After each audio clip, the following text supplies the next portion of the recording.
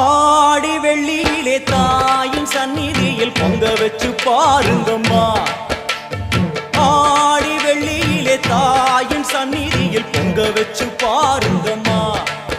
அம்மா பூங்கரகம் தூக்கி வந்து வேப்பிலையில் ஆடை கட்டி முளைப்பாரி ஏந்துங்கம்மா. வந்து தாயவள பாருங்கம்மா, அவ வேர்காட்டு மாரியம்மா.